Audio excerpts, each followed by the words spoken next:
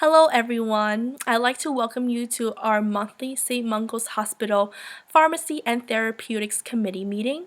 My name is Monica Ip, for those of you who don't know me, and I am a pharmacy APPE student from the University of Connecticut.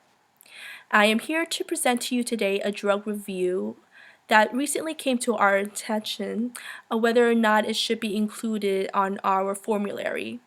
Now, to preface this meeting, I have to let you know that I am still recovering from a mild case of the flu, and I can't talk for long without coughing, so I have to apologize in advance for that inconvenience. With that said, let's get started. So the drug in question is Evolocumab, or Repatha.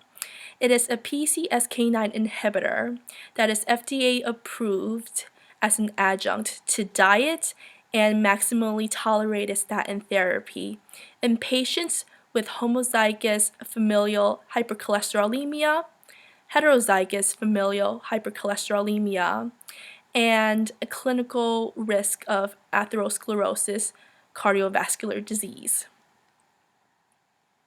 Now, the current guidelines say that for all patients, whether they are at low risk or high risk of ASCVD, should receive maximally tolerated statin therapy. Now, in our clinical experience, we do know that about 5 to 10% of our patients can't tolerate statin therapy, which is why there are other agents in place in case we come across patients that cannot tolerate statin therapy.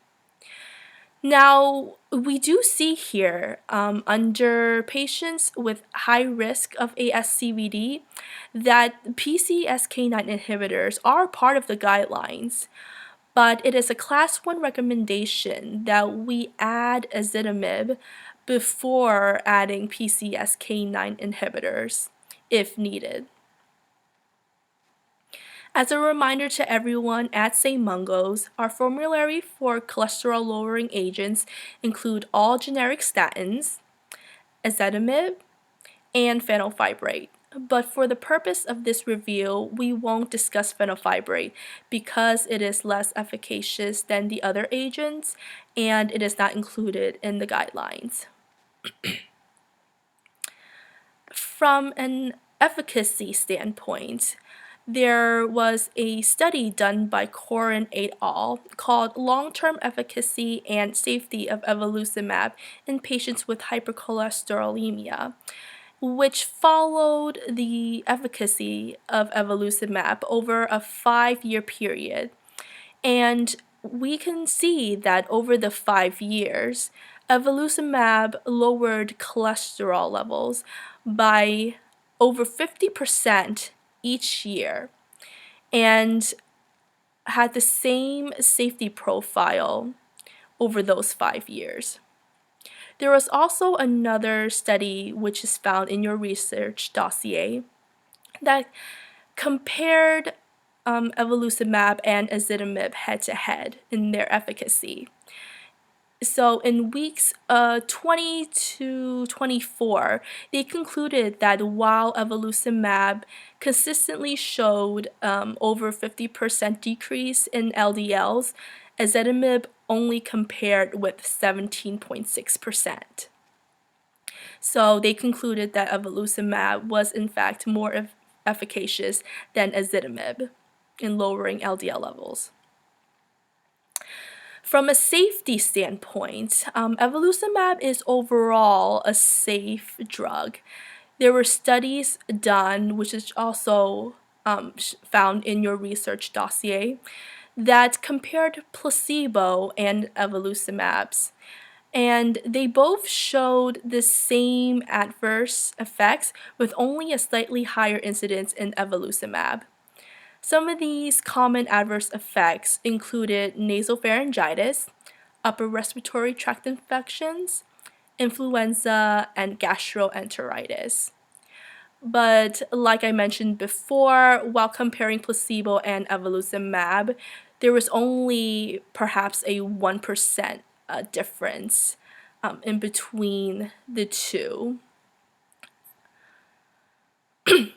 From a patient adherence standpoint, evolocumab is administered subcutaneously once or twice a month depending on the dose that patients are on.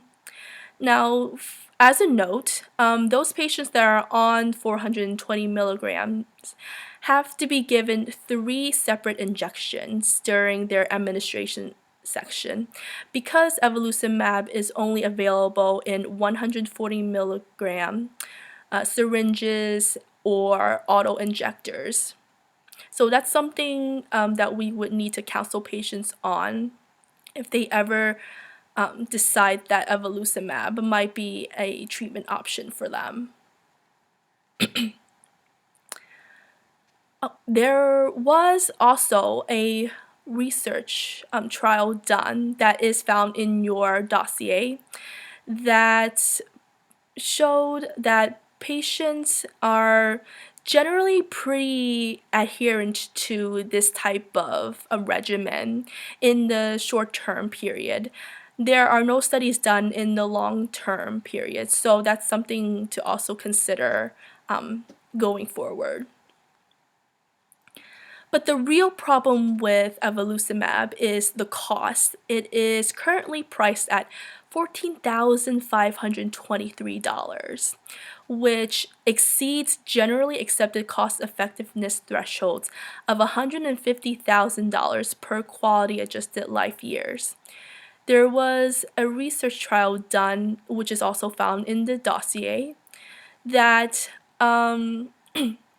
concluded that the number needed to achieve the ICER of $150,000 per quality needs to the price of evolocumab needs to decrease to $9,600, or they would recommend reserving evolocumab for high-risk populations. Now, one of my professors at the University of Connecticut, Dr. C. Michael White, did his own research study that looked at the cost benefit of evolocumab, and he concluded that the number needed to treat is 30 to 50 patients in order to make evolocumab cost effective. So that's something to keep in mind going forward. So in conclusion, my personal recommendation would be to not put evolocumab on the formulary. Although it is efficacious, its current cost is just too high. But that's not to say that we have to completely exclude evolocumab. We can consider it under special circumstances. For example, those patients with severe hypercholesterolemia and or high risk of atherosclerosis cardiovascular disease who just can't meet their LDL lowering goals. So I would suggest to take a look at a case-by-case scenario, consider all the factors, and have the final approval from Dr. Pomfrey, our clinical manager. So just discuss the patients with her, and she'll give the final okay. I also recommend that we utilize shared decision making and patient education. Shared decision making because patients should know the cost of this medication if they do decide to consider it. And patient education, just to reiterate to them that this is a subcutaneous medication that would need to be given multiple times if they are on the 420 milligram dose. Last but not least, the 4-year trial looked at a patient population that could potentially benefit from evolocumab theory the most. So they looked at patients with high genetic risks versus clinical risk for ASCVD.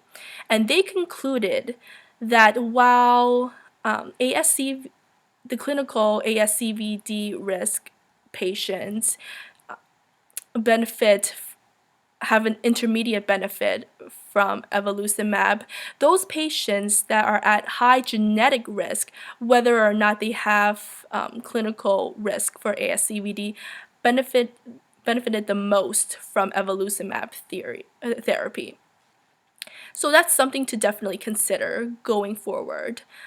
Please let me know what questions you might have for me, and I would love to hear your thoughts and opinions on this matter. Thank you so much.